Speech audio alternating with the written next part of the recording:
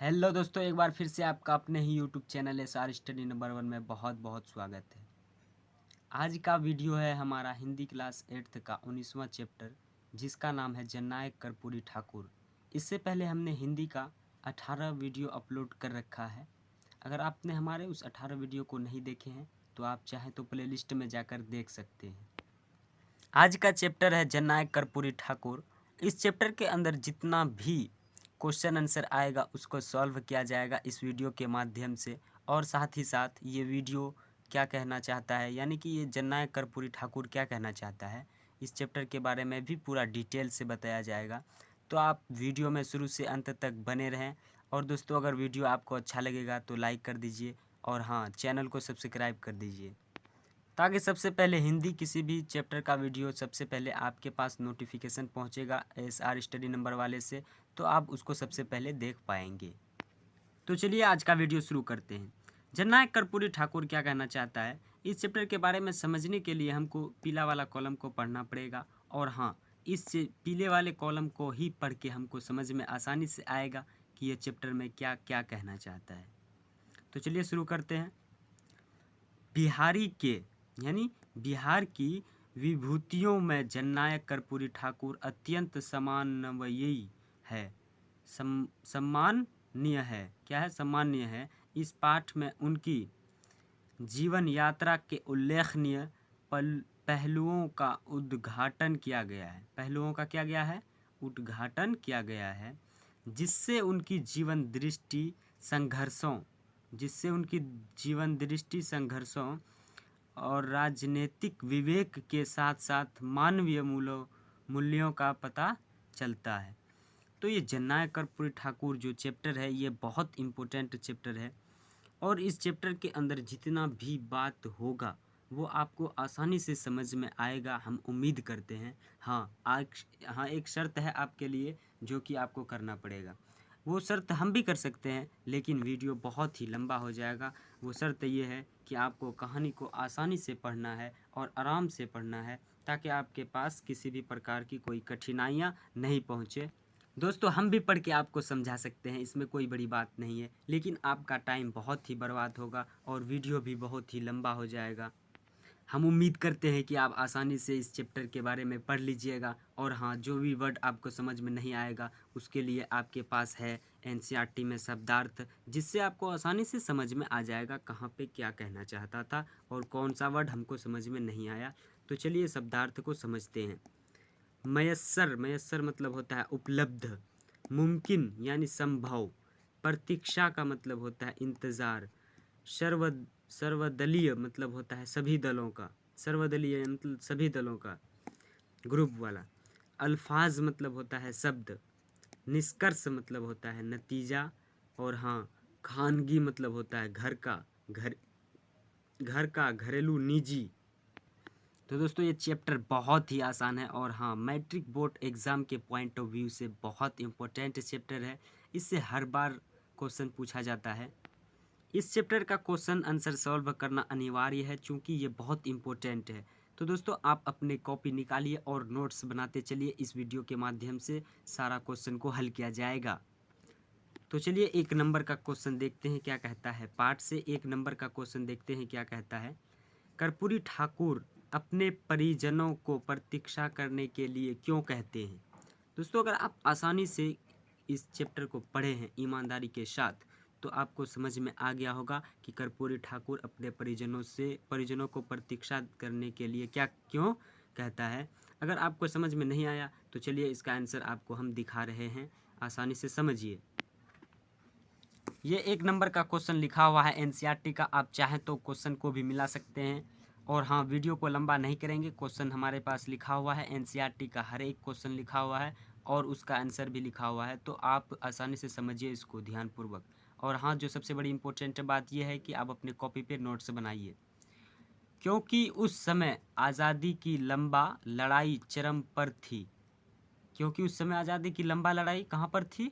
चरम पर थी। सारे देशवासी आज़ादी का अलख जगा रहे थे, मतलब जोश जगा रहे थे। इसलिए जब तक देश आज़ाद नहीं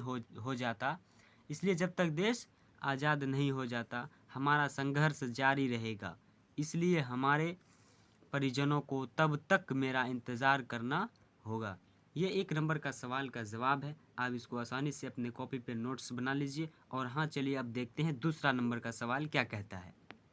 दूसरा नंबर का भी बहुत इम्पोर्टेंट है, तो चलिए इसको समझते हैं। मैट्रिक के बाद उच्च शिक्षा के लिए उन्हें कहाँ और किस प्रकार जाना पड़ता था? उन्हें कहाँ और किस प्रकार जाना पड़ता था? चलिए इसका आंसर देखते हैं। आराम से समझिए और इसको आराम से अपने कॉपी पे नोट्स बनाइए। बहुत इम्पोर्टेंट चैप्टर है हिंदी का। चलिए देखते हैं आंसर। मैट्रिक के बाद कर्पूरी ठाकुर ने उच्च शिक्षा के लिए चंद्रधारी मिथिला कॉलेज दरभंगा में आईए में नाम लिखवाया। आईए में क्या किया? नाम लिखवाया। आर्थिक तंगी के कारण छात्रावास में ना रहकर अपने गांव से मुक्तापुर स्टेशन पैदल चलकर आते थे और वहां से कॉलेज पढ़ने जाते थे। तो ये रहा 2 नंबर का सवाल का जवाब। बहुत इम्पोर्टेंट सवाल है और हाँ, इसका जवाब भी बहुत अच्छा है और अपने ही ज़ुबान में लिखाया हुआ है। अब देखते हैं 3 नंबर का सवाल। कर्पूरी ठाकुर को कौन कौन सा काम करने में आनंद मिलता था?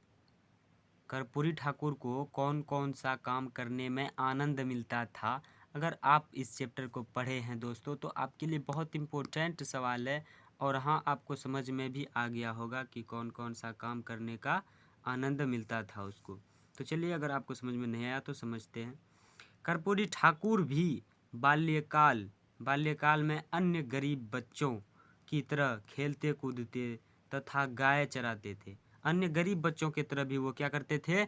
खेलते कूदते और गाय चराते थे। उन्हें दौड़ने तैरने तथा ग्रामीण गीतों को गाने का शौक था। उन्हें दौड़ना, तैरना और ग्रामीण गीत यानी जो गांव समाज में जो गीत गाया जाता है उसका शौक उसको बहुत था। ये रहा इसका आंसर। अब देखते हैं 4 नंबर का सवाल। सचिवालय स्थित कार्यालय में पहले दिन उन्होंने कैसा दृश्य देखा तथा उस पर उन्होंने क्या निर्णय लिया और वो कैसा दृश्य देखा?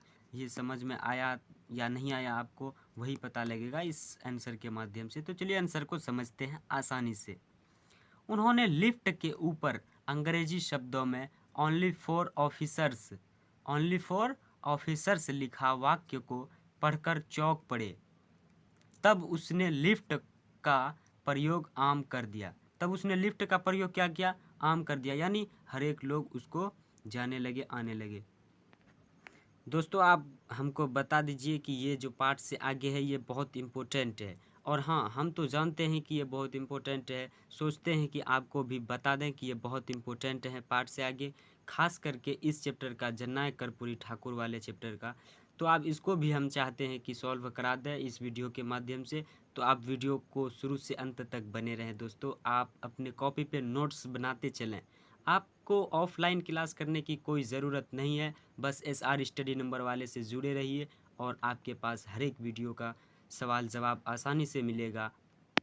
तो चलिए देखते हैं पार्ट से आगे क्या कहता है। 1 नंबर में हमने कॉपी पे भी इसका क्वेश्चन लिख लिया है, तो चलिए कॉपी पे ही समझते हैं।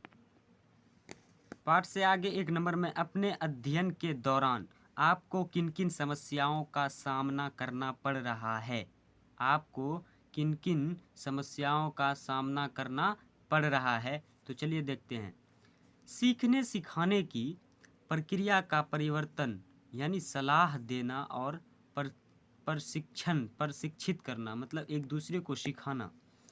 तो ये रहा 1 नंबर का जवाब। बहुत इम्पोर्टेंट है और बहुत छोटा भी है, अपने ही भाषा में है। अब देखते हैं 2 नंबर का पार्ट से आगे में क्या कहता है। आपको दिन भर में बहुत सारे काम करने पड़ते हैं यथा कॉमिक्स पढ़ना, खेलना, छोटे भाइयों की देखरेख करना, खाना बनाने में सहयोग करना, परीक्षा की तैयारी करना, सोना आदि। आप किन किन कार्यों पर कितना समय देंगे और क्यों? दोस्तों, ये आप पे डिपेंड करता है कि आपको कैसा ये सवाल लगा और आपको किस चीज़ में सहूलियत है, कितना समय किसमें दीजिएगा, आप उसके बारे में भी लिख सकते हैं। तो चलिए हम अपने अनुमान से लिखे हैं, तो आप इसको भी समझिए।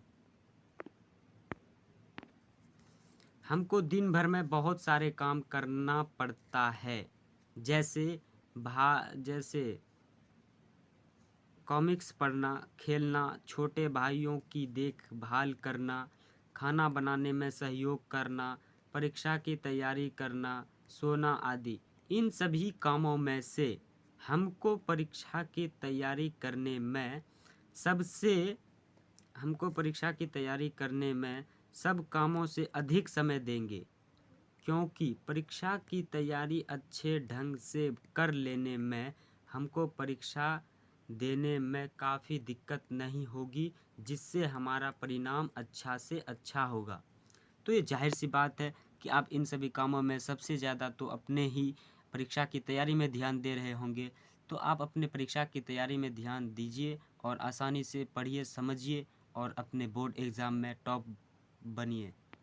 तो दोस्तों देखिए, इस चैप्टर के अंदर कुछ व्याकरण भी है, इसको भी हमने सॉल्व किया है। तो चलिए समझते हैं आसानी से। इस सब को ही सॉल्व किए हैं, तो चलिए कॉपी पे समझते हैं।